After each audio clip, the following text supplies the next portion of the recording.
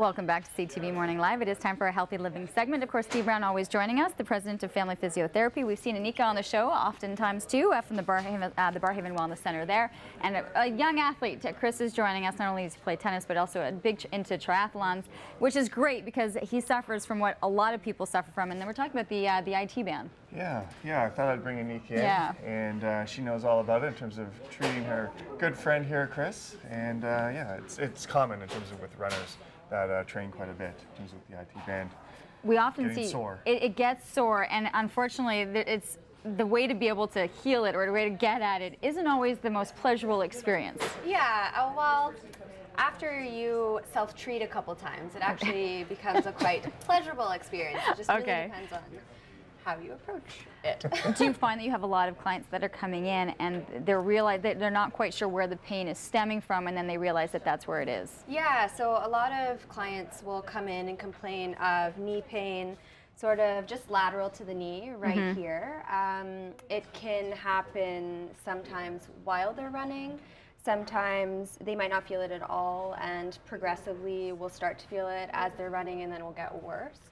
So it's kind of, they don't quite know exactly what they're feeling and what's going on, but basically the IT band syndrome is, well, your IT band, it's a thickening, superficial thickening of tissue that goes from the hip all the way down to the knee, and continual rubbing of the IT band at the knee causes just localized inflammation and pain. So if it's an acute injury, it can actually be quite painful, but after a while, if it becomes more chronic, it is just an annoying, nagging pain. All the time. Now, you've got your trusty roller in hand, so we're going to kind of go through examples, because there's a lot of people at home right now that could benefit from just seeing how the exercises are done properly to work it out. Yeah. So these are both foam rollers. They're pretty high or heavy density. These ones are pretty firm. You can get softer ones. So basically what you do is you get down onto the floor. That's Chris's favorite. So what he does is he puts the foam roller right along the IT band, starting at the hip. He's going to roll onto the roller, and he's going to find a spot that's a little bit sore, a little bit painful for some people. Tender? Tender, yeah, okay. would be a good word. But those are unfortunately the spots you're looking for. So he's going to stay on that spot for about 30 seconds until he feels that pain to start to slightly go away and disappear, and then he'll work his way down. Now, people might, be concerned that they're causing themselves pain, that they're doing more damage. Is that the case, or not with this? Not necessarily, but if you think or suspect you suffer from IT band syndrome, it would be a really good idea to get it assessed by a physiotherapist or somebody with knowledge of that condition, and then we can properly teach you how to use the foam roller to the best of your ability. So, I mean, he's stayed in that position for quite some time. You can. He's good. Yeah, you're good. Yeah, but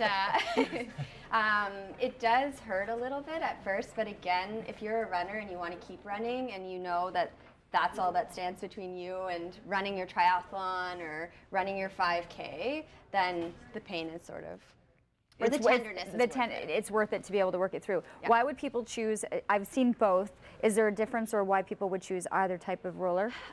This is a lot more convenient to take with you to a race as opposed to this giant thing. And then the other thing that is different are the densities. So you can get ones that are a bit softer than this one. The black I find are usually the hardest ones, but you can get blue ones that have a bit more give.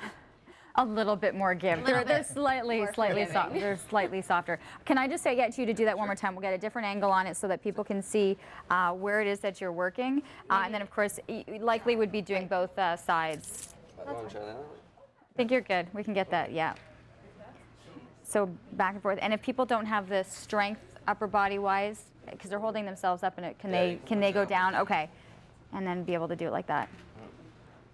Steve's looking at this going, thankfully I'm not having to do this exercise, because we've been on it, but I think for a lot of people who understand the pain of what it's like to run and to feel that right along the side, this is something to look into. People should get assessed though. You're saying that come in, speak to a physiotherapist first. Yeah, you want to make sure that it is in fact your IT band that is tight, and sometimes the cause of an IT band issue or tightness is muscle weakness in other places. So not all runners, but a lot of runners have weak cores and hips, and that can put you or make you predisposed to developing that injury. Interesting information. Thank you. Thanks for allowing yourself to go through that for the next couple of minutes. And Steve, always great information. I love that you bring in a lot of different physiotherapists with great tips on how it affects a lot of the times different sports. That is our Healthy Living segment. We'll see you in 2 weeks' time. We're going to take a commercial break. Plenty more to come here on CTV Morning Live.